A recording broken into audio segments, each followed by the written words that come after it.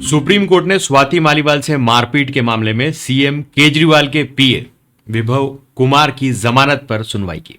इस दौरान justice Suryakant, justice Dipankar Datta और जस्टिस उज्जवल भुइयां की बेंच ने पूछा कि क्या मुख्यमंत्री का आवास निजी बंगला है। हमें इस बात की हैरानी है कि क्या इस तरह के गुंडे को सीएम आवास में काम करना चाहिए। कोर्ट ने विभव के वकील अभिषेक मनु सिंघवी से तीखे सवाल किए।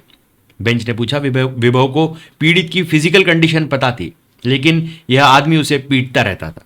उसे क्या लगता है सत्ता उसके उसके सिर पर चढ़ गई है, इसके बावजूद भी आप उसकी पैरवी कर रहे हैं, ऐसा मनु सिंघवी से कहा गया। बेंच ने विभव की जमानत के खिलाफ दायर याचिका पर दिल्ली पुलिस को भी नोटिस जारी किया है। साथ ही मामले की चार्जशीट पढ़ने के लिए समय लेते हुए सुनवाई 7 अगस्त के लिए टाल दी है।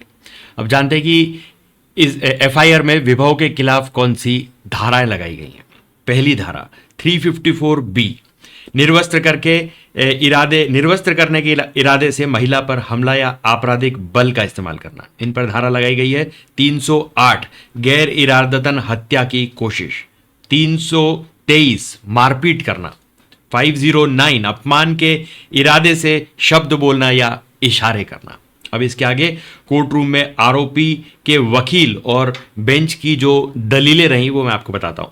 सुनवाई के दौरान विभव की ओर से एडवोकेट थे अभिषेक मनु सिंघवी। अभिषेक मनु सिंघवी ने दलील दी कि वह 75 दिनों से हिरासत में है।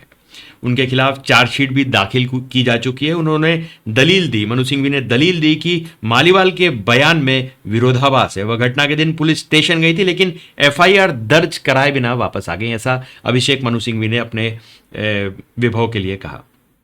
आगे उन्होंने कहा कि हालांकि बेंच ने इस दलील पर आपत्ति जताई। जस्टिस सूर्यकांत ने विभव के वकील सिंघवी से पूछा कि मालीवाल ने इमरजेंसी सर्विस 112 किए गए कॉल से क्या संकेत मिलता है। यह कॉल आपके इस दावे को झुटलाती है कि मामला मनगढ़ंत था।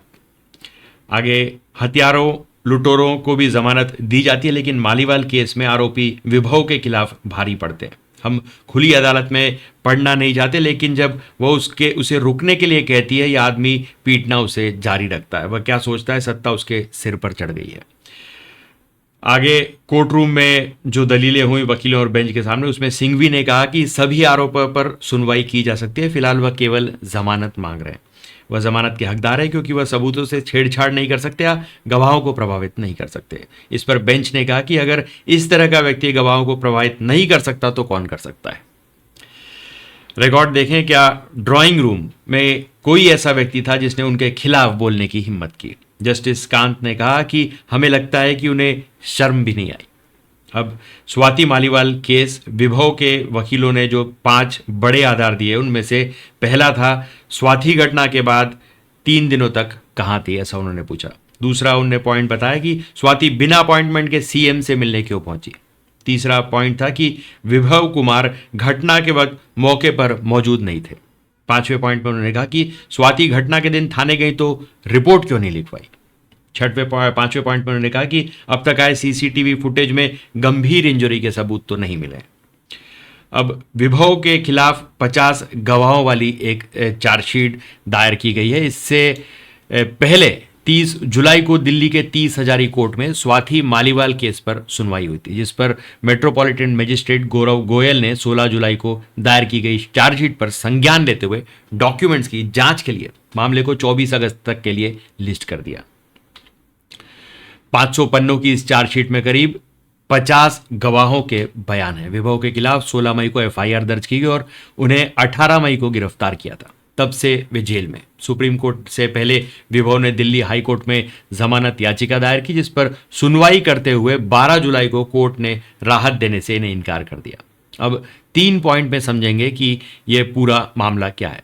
पहला, विभव पर आपकी राज्यसभा सांसद स्वाति मालीवाल से 13 मई को सीएम आवास पर मारपीट करने का आरोप है। स्वाति मालीवाल से मारपीट मामले में दिल्ली पुलिस ने 16 मई को एफआईआर दर्ज की थी। स्वाति ने दावा किया था कि वो केजरीवाल से मिलने उनके आवास पर गई थी। वहां विभव ने उन्हें सीएम से मिलने से रोका और मारपीट की। विभव ने उन्हें 7 से 8 थप्पड़ मारे, पेट और प्राइवेट पार्ट पर लात मारी। इससे उनके शर्ट के बटन टूट गए। मालीवाल के मुताबिक उनके कपड़े खुल गए थे, लेकिन विभव ने मारना नहीं छोड़ा। विभव ने उनका सिर भी टेबल पर पटक दिया। केजरीवाल घर पर थे लेकिन फिर भी कोई मदद के लिए नहीं आया। विभव कुमार ने 25 मई को ट्रायल कोर्ट में जमानत के लिए याचिका लगाई थी, जिस पर 27 मई को सुनवाई होनी थी। सुनवाई के दौरान स्वाति भी कोर्ट में मौजूद थी। विभव के वकील हरिहरन ने सुनवाई के दौरान आरोप लगाया कि जब सेंसिटिव बॉडी पार्ट्स पर चोट के निशान नहीं मिले तो गैर इरादतन हत्या की कोशिश का सवाल ही नहीं है। न ही विभव का स्वाति को निर्वस्त्र करने का कोई इरादा था। ये चोटें खुद को पहुंचाई जा सकती हैं। विभव के वकील ने यह भी कहा कि पुराने जमाने में ऐसे आरोप कौरवों पर लगे थे जिन्होंने द्रौपदी का चीरहरण किया था। स्वाति ने यह एफआईआर पूरी प्लानिंग के साथ 3 दिन बाद दर्ज कराई है। ये दलीलें सुनकर स्वाति कोर्ट रूम में ही रो पड़ी। अब समझते हैं कि कौन है स्वाति मालीवाल और ये मारपीट का पूरा घटनाक्रम क्या है। तो स्वाति मालीवाल हैं जिनका जन्म 1984 में 15 अक्टूबर को गाजियाबाद के उत्तर प्रदेश में हुआ था। इनके पिताजी रिटायर्ड एयरफोर्स ऑफिसर है और माँ एक रिटायर्ड प्रिंसिपल हैं। शिक्षा की बात करें तो एमईटी इंटरनेशनल स्कूल से आईटी ग्रेजुएट हैं। केजरीवाल सिसोदिया के साथ परिवर्तन एनजीओ से जुड़ी थी। इंडिया अगेंस्ट करप्शन आंदोलन की सबसे कम उम्र की मेंबर रही हैं। ये आप नेता नवीन जय हिंद से शादी की इन्होंने। फरवरी 2020 में इनका तलाक भी हो गया। दिल्ली के मुख्यमंत्री के सलाहकार के रूप में काम किया इन्होंने। 2015 में दिल्ली महिला आयोग की सबसे कम उम्र की अध्यक्ष बनी। जनवरी 2024 में आपने इनको राज्यसभा सांसद बनाया। अब इस पूरे मामले में स्वाति मालीवाल की केस की जो टाइमलाइन है, ये मामला पूरा शुरू हुआ 13 मई को सुबह 9 बजे। स्वाति माल सीएम अरविंद केजरीवाल के घर उनसे मिलने पहुंची। सुबह 9:15 बजे स्वाति ने सीएम हाउस से पीसीआर को कॉल किया और मारपीट के बारे में बताया। फिर 14 मई स्वाति मालीवाल के पूर्व पति नवीन जय हिंद ने एक्स पर वीडियो जारी कर कहा कि उनकी जान को खतरा है। संजय सिंह ने प्रेस कॉन्फ्रेंस की और इसमें कहा कि माना कि स्वाति के साथ मारपीट बदसलूकी हुई है, केजरीवाल इस मामले में सख्त एक्शन लेंगे। 15 मई को संजय सिंह स्वाति से मिलने उनके घर पहुंचे। साथ ही उनके साथ डीसीडब्ल्यू की सदस्य वंदना भी थी।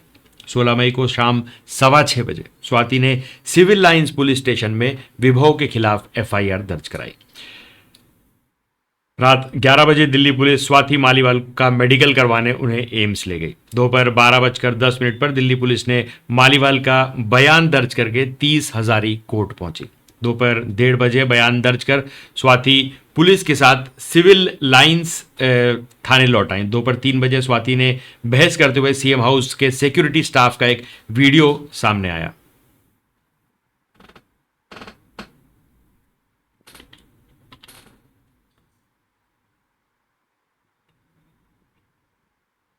पीए विभव दोपहर 3:34 पर पीए विभव कुमार ने स्वाति मालीवाल के खिलाफ 4 पेज की शिकायत याचिका दर्ज कराई। शाम 6:30 बजे दिल्ली पुलिस सीएम हाउस में सीन क्रिएशन किया और 7:10 बजे टीम वहां से बाहर निकली। अब 18 मई को सुबह 10:45 पे आम आदमी पार्टी ने एक्स पर सीएम हाउस के सीसीटीवी फुटेज को जारी कर दिया और दोपहर 12:30 बजे तक विभव कुमार को दिल्ली पुलिस ने सीएम हाउस से गिरफ्तार कर लिया।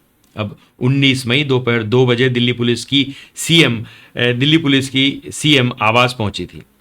सीसीटीवी फुटेज और डीवीआर उन्होंने वहां से कलेक्ट किया और 20 मई शाम 5:45 के करीब दिल्ली पुलिस विभव कुमार को सीएम आवास पर पहुंची और सीन रिक्रिएट करवाया। शाम करीब 7:26 पर पुलिस विभव को लेकर वहां से रवाना हुई। तो ये था पूरा घटनाक्रम और आज के लिए बस इतना ही। तब तक के लिए हंसते रहें, मुस्कुराते रहें, स्वस्थ रहें, व्यस्त रहें और मस्त रहें। जी हाँ, चैनल को भी जरूर सब्सक्राइब करें। धन्यवाद।